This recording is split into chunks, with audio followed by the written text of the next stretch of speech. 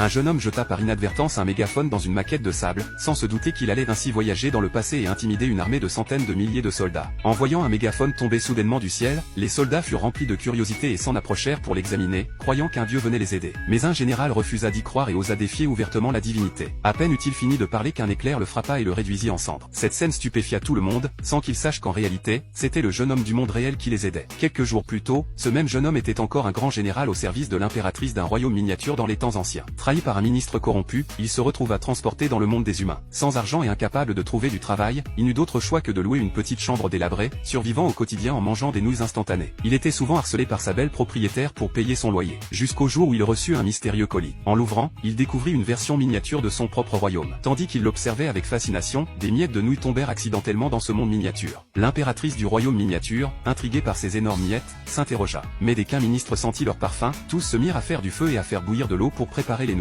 À ce moment-là, le royaume souffrait d'une terrible famine. L'impératrice pensa que si elle pouvait obtenir plus de nouilles instantanées, elle pourrait sauver la vie de nombreux sujets. En entendant cela, le jeune homme du monde réel apporta aussitôt un carton entier de nouilles qu'il versa dans le royaume miniature. L'impératrice et ses ministres furent fous de joie en voyant cela. Mais juste après avoir surmonté la famine, une armée ennemie de 200 000 hommes lança une attaque soudaine. Voyant cela, le jeune homme se mit en quête d'armes pour les aider. Cependant, pendant ce temps, l'ennemi avait déjà atteint les portes de la ville. Tout le monde conseilla à l'impératrice de fuir, mais elle tira son épée avec détermination, décidée à vivre ou mourir avec son peuple. Alors que la ville était sur le point de tomber, le jeune homme intervint, il prit 2 bombes insecticides et les pulvérisa sur l'armée ennemie, provoquant leur fuite dans tous les sens. Le général ennemi donna l'ordre à ses troupes de ne pas battre en retraite, mais le jeune homme lança ensuite 2 pétards, causant de lourdes pertes à l'ennemi miniature. Pensant que le royaume était protégé par une divinité, l'armée ennemie n'eut d'autre choix que de se retirer. En voyant l'ennemi fuir, l'impératrice crut que l'esprit de son ancien général défunt était revenu du ciel pour les aider, et elle organisa une grande cérémonie en son honneur. Lorsqu'elle leva le casque du général pour l'offrir en sacrifice, un éternuement du jeune homme le fit soudain disparaître, le ramenant dans le monde réel. L'impératrice crut que c'était un signe divin et ordonna que tous les trésors du royaume soient offerts dans la maquette en guise de sacrifice. Le jeune homme récolta ainsi d'innombrables richesses. Mais c'est à ce moment précis que la belle propriétaire vint frapper à la porte pour réclamer son loyer. Le jeune homme ne dit pas un mot et lui tendit une grosse lingot d'or pour la faire partir.